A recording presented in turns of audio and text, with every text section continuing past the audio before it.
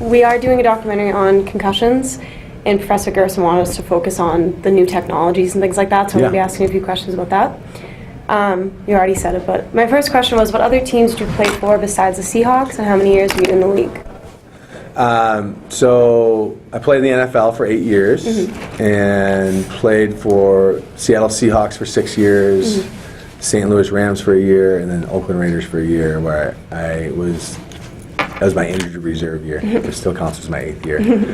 But yeah, 8 glorious years. Wow. And how many reported concussions did you have? I had 7 diagnosed concussions, and many more that were not diagnosed at all. Yeah, how many would you say roughly? Do you think you had that were undiagnosed? Oh, I know you're going to ask this.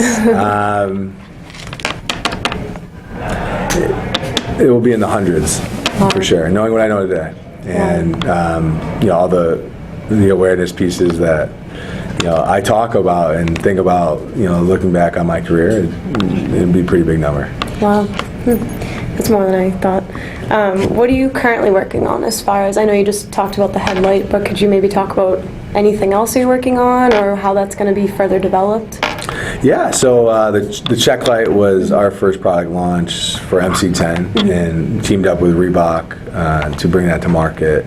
And it's been an amazing experience that measures force of impact at the head. So right now we are looking at developed kind of a core architecture that is essentially, if you think about it as an electronic patch, electronic tattoo, you'll be able to gather physiological data, or like meaningful metrics, which is like whatever mumbo jumbo, but you think about motion tied to heart rate, tied to muscle activity, tied to brain activity, so EEG, EMG, EKG, tied to hydration, tied to temperature, tied to strain, tied to force. You start to glean tons of insight on what makes performance and what makes health and what makes what helps make informed decisions on how you think about your health and performance. And that's kind of like the big thing. Yeah, so it's not just focused on concussions, you're also working on other things like dehydration? Yeah, so the platform technology is flexible, high-performance electronics, MC10, that's what we're all about. And you think about all the different things you can do with that. And one of the use cases was measuring force of impact. So taking our electronics and embedding them in a skull cap. That was one use case, and then there's literally thousands and thousands of other use cases around that we are currently developing, looking into. That for us, in the end, it's got to mean something to you, the consumer, either sports, fitness, digital health, medical device, whatever it may be, and it has to be a business that is a big enough size for us to go after. And I always like to say, like MC10, we can do a lot of different things. We can put electronics everywhere, and we can measure a lot of different things that no one else can do. It has to make sense from a business, both a use case and a business case. Yeah. Wow. Now, is the NFL contributing in any way to the work that's being done with these, or? Yeah, so the NFL, we are, I've had discussions with NHL, NFL, NFLPA, lacrosse leagues, every single professional league, for youth sports league, everything that you can think about, every person you can think about, I've had discussions with. The NFL in particular, though, where they have a validation testing, so they're essentially trying to validate the technologies coming out, and we participated in the pre-validation testing as we continue to move through the validation testing with them. We're taking part in the GE Head Health Challenge, which is essentially for the check light in particular, and being able to develop added features to the check light, and as well as awareness piece and studies around this, around the efficacy of the light and around meaningful impacts. And one of the latent features of the check light, which is I think lost over some devices, is we're kind of showing you a snapshot, so how severe an impact is at one moment of time, but also it's logging impact data at all times. So in the background, it's continually logging. So you have a readout of impact exposure over a game, over a week, over a season, over a career. like this is how much exposure I've had, and keep track of it. And by the way, the other piece around that is we didn't tie it to a helmet. We tied it to a skull cap, so you can wear it through any sport. You can wear it, for me, so for my son, if he wanted to go from football to ice hockey, lacrosse, he's continually monitoring his impact. So it's literally giving you data where you've never had data before, period. Wow. So do you think if this was ever, because I know they're already out, right?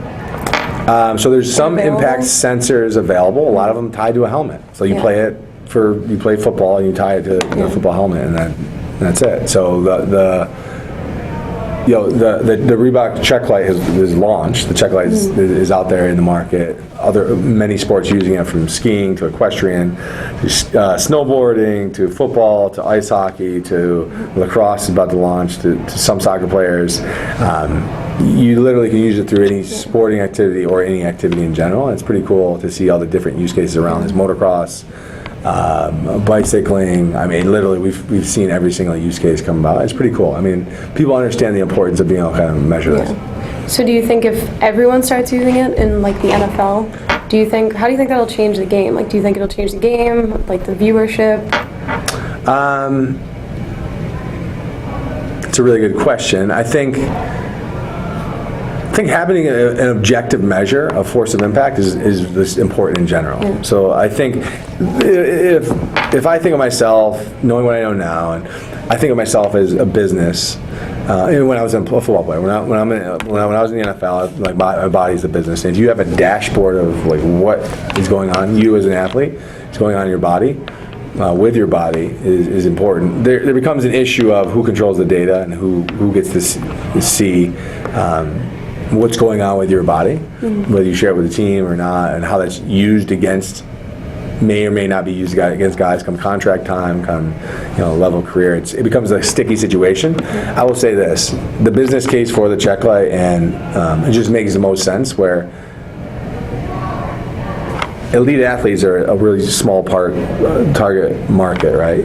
There's millions and millions of youth athletes where you can have this level of accountability and this level of watchfulness, which is essentially a Check Light system, that usually you should have at the elite level. You have millions and millions of people watching, doctors, trainers, athletic trainers, everybody on the sidelines, having this elite level, like all eyes on the field, bringing that all the way down to like the youth level across sports, and that level of objective data is where we see the real value around that. And it's going to be adopted in several professional leagues across sports, but like the real value is what we see, and what the feedback we've gotten is being a parent as well. You want some level of accountability. Little Isaiah, I go out. If I didn't coach him, I coach every team, like I said. But if I didn't, be able to have him go out, play a sport, and have this level of accountability and come back. Like, so if there's 5 severe impacts, there's 5 red lights have triggered, and it's logging an impact. I can check that when he comes back. There's 5 impacts in practice. Like, why did that happen? So either he's got bad technique, or the coach is just having these guys, hit over and over and over. So there's a level of accountability. Like, something's got to change. Like, the fact is like he shouldn't be getting hit that hard all the time, in a practice especially. So there's a lot of different ways. I mean, you can tell I've thought of many different ways about this, but I think that's one of the biggest pieces. And then you use that to change behavior, because the one thing I've learned is developing technology for technology's sake is if you can't change behavior, then it's meaningless. So besides that, do you think there'll be any more new technologies, or do you think this will be even like more advanced come, say, like 5-10 years from now? Do you think they'll actually find a way to like really lessen the amount of concussions or the severity of the concussions? Wow, that's a really good question. So yeah, I think technology is going to continue to evolve. I think the fact that technology is getting a place at the table now it's long overdue, but it takes a special technology to do it. In the rigid and clunky boxes, that type of technology is not going to do it. It's going to have to be something seamless that the athlete or whatever level is going to be able to put it on and forget about it. It can't be like really big, rigid, all that stuff. The technology piece is going to play an important role. Now, the prevention, so that's, we're objective measurement, right? And I think there's a lot of important data to be gleaned from that. The prevention piece, which is like, you think about helmets just in and of itself. I think it will continue to evolve, and you look at, like, there's some really cool technologies being involved on the material side of, helmets and force of impact and limiting that. And you think about, there's some cool technology on being able to meet the force that's coming in with a force equal and opposite, to be able to essentially give you this zero force distribution piece, or playing around with different things like viscosity and being able to dissipate energy that way. There's some cool pieces, but in the end, there's only so much you can do to change that rate of compression, especially like massive impacts. So there has to be a way, I guess I'll go back, be able to change behavior and have guys play a safer way. And again, I always say this, like, I'll say it to a lot of people, there's a subtle difference that has to happen in football, and like from when we grew up, and I grew up on the defensive side of the ball, and my mindset literally from day one was, I'm going to hit someone as hard as I can every single play, and that's it. Like, and it's just like embedded in you. Like, it's just like, I'm going to unload on someone every single play, and like whoever getting the ball, or whoever. Instead of saying like, I'm going to line up, I'm going to tackle the guy with the ball, I'm going to bring him to the ground, which is like, it's very subtle, but it's like very powerful, and it's like, it's just a different way to play, and it's a way it's got to go. Well, thank you so much. Awesome. You answered all my questions. You take